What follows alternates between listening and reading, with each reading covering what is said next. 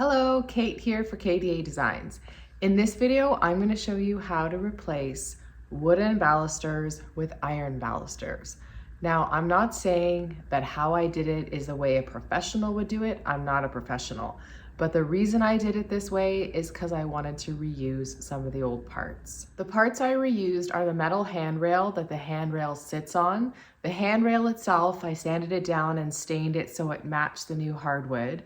And then I also reused the holes in the subfloor from the original wooden balusters. This saved me a heck of a lot of time and a little bit of money. I should also explain in advance that there was carpet installed, I removed it, installed hardwood flooring, and then also had to install nosing, which I'll show in this video. I'm sure I'm gonna get comments about how I did the nosing. Now, when I was installing the hardwood flooring, I had to measure and stop it according to where I was installing the nosing because it overlaps it slightly. My method is a little unconventional, but I can tell you I've had it installed for 6 months and it's solid as a rock and I love it. So let's get started. I'm going to show you how to install the nosing now, but before I do, I'm going to explain the pieces I'm using. So my hardwood flooring is 1/2 inch thick, and I picked up nosing with a little bit of a lip so that it overlaps the hardwood and you don't see the cut line. So I made sure that I got one that's 1/2 inch thick in here, and I had to do a little bit of repair on the subfloor because whoever installed this really didn't secure it properly. So I've done all that already. Now I'm going to remove all of the balusters. As you can see, I've already removed the handrail from here by taking the screws off from underneath. Now I'm going to take the screws off from the top and then wiggle the balusters out at the bottom. Now I've already removed these because I had to do some repair work, like I said before, but luckily, sort of luckily, whoever installed these initially didn't put a lot of glue in them, so the balusters are coming out pretty clean. So here's where I'm taking out the screws. When I said there was hardly any glue, there was no glue. Here's how I installed the nosing once I removed all of the old wooden balusters. Now I'm going to explain what I'm doing with this tape here. I've put tape in front of every single hole because my plan is to reuse all of the same drill holes and the metal track so that I don't have to remeasure everything. It's spaced out fine, so I figured I'll save myself a lot of hassle by reusing everything. So I put the tape in front of the hole and then I used a metal ruler and I just made sure I was hitting the center. I drew a center line here, and then I also am putting a piece of green tape across here just to center that line, and then I'm going to transfer that to the nosing.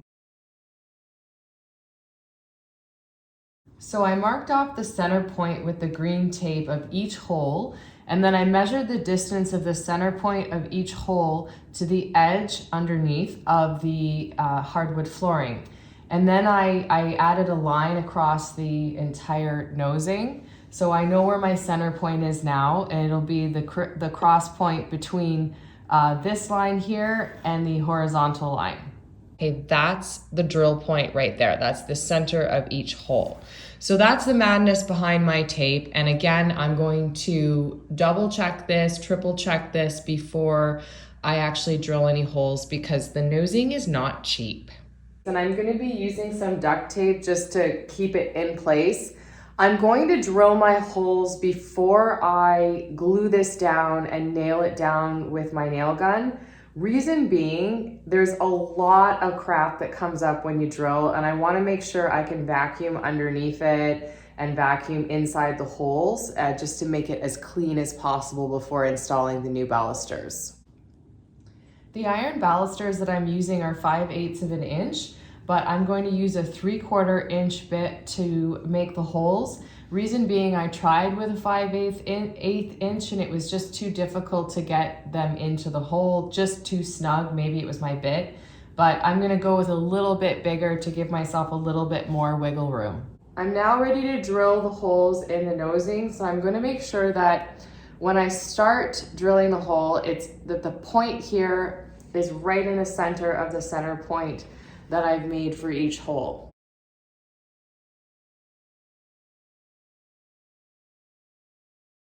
As you can see, I like to keep a clean workspace, so I had my vacuum handy to clean up after I drilled each hole.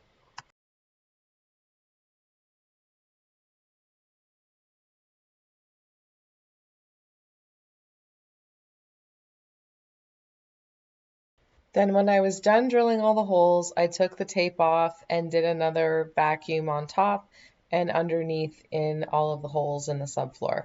Here I'm putting on a flooring adhesive to the back of the nosing as well as the subfloor. Now I'm going to put on the nosing now that I've got the glue there. And then once I have it in place, I'm going to weight it down while I cut the balusters for it. So just make sure it's nice and secure. All the holes are lining up.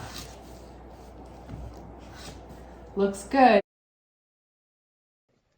Again, using my handy duct tape to keep this in place while I get the nail gun to secure it to the subfloor.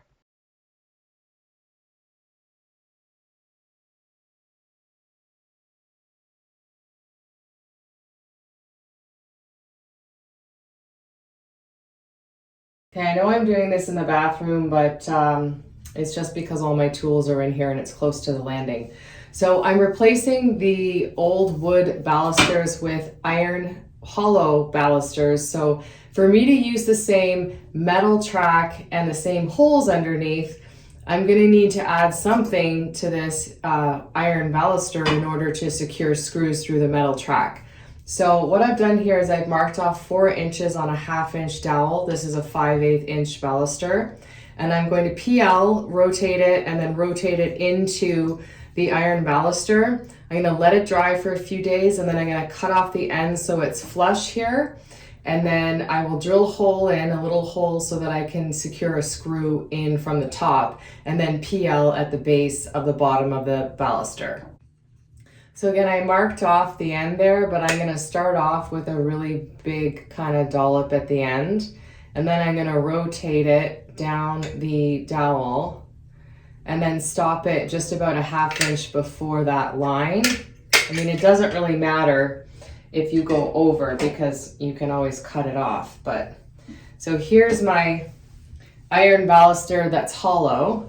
And I'm just going to start here at the top and just rotate it. You'll find it kind of goes along eventually on the inside.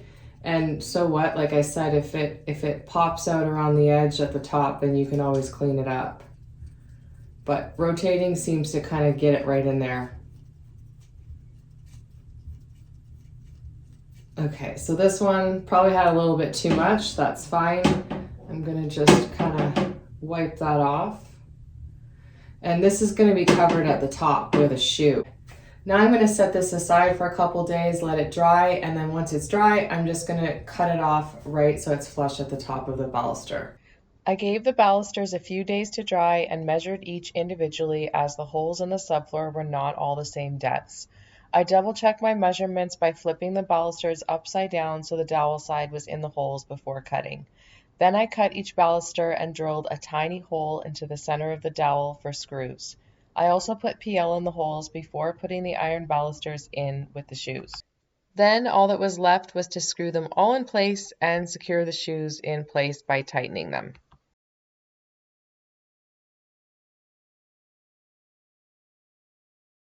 Here's the after from below and from above. So you can see the handrail that I restained. I hope you found this video helpful. If you did, make sure you hit that subscribe button down there. You can also follow me on Instagram at KDA_designs 2.0. Thank you for watching.